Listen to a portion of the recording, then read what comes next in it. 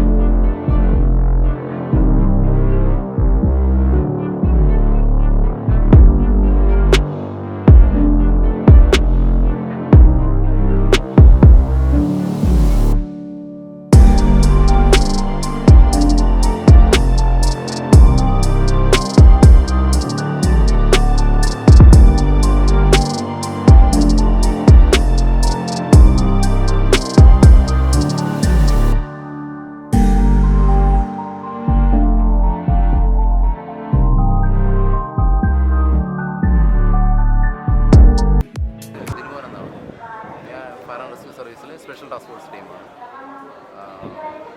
ഞങ്ങളിപ്പം സെർച്ച് ചെയ്ത് ഇവിടെ നിന്ന് പവർ ഹൗസ് റോഡിലേക്കുള്ള സൈഡിലേക്കാണ് നമ്മളിപ്പോൾ സെർച്ച് ചെയ്തത്. അപ്പോൾ ഇവിടെ ഏകദേശം 20 മീറ്റർ ഞങ്ങൾ പോയി. മൊത്തം ഫുൾ വേസ്റ്റാണ്. ആളുടെ മാക്സിമം നമ്മുടെ കഴിവിൻ്റെ പരമാവധി നമ്മൾ വേസ്റ്റുകളെല്ലാം എടുത്തെടുത്ത് നോക്കിയാണ് പോയത്. വലിയ ചാക്കുകളൊക്കെയാണ് അടിയിൽ കിടക്കുന്നത് കംപ്ലീറ്റ്. നോർത്ത് സൈഡിൽ വേസ്റ്റ് ബെഡ് പോലെ നമ്മൾ ആ ഫ്രണ്ടിൽ കാണുന്നത് പോലെ തന്നെ ഒരു വേസ്റ്റ് ബെഡ് പോലെ കിടക്കുന്നു. മാക്സിമം എല്ലാം എടുത്തെടുത്ത് നോക്കി പോയിട്ടുണ്ട്. ഈ 20 മീറ്ററിനകത്ത് ആളില്ല എന്നുള്ള ഒരു കോൺസെപ്റ്റിലാണ് നമ്മൾ നിൽക്കുന്നത്. അതിന് ശേഷം അതിൻ്റെ ബാക്കി സൈഡിലേക്ക് ടണലിലേക്ക് ഇറങ്ങാനുള്ള പ്ലാനിലാണ് ഇപ്പോൾ നിൽക്കുന്നത്.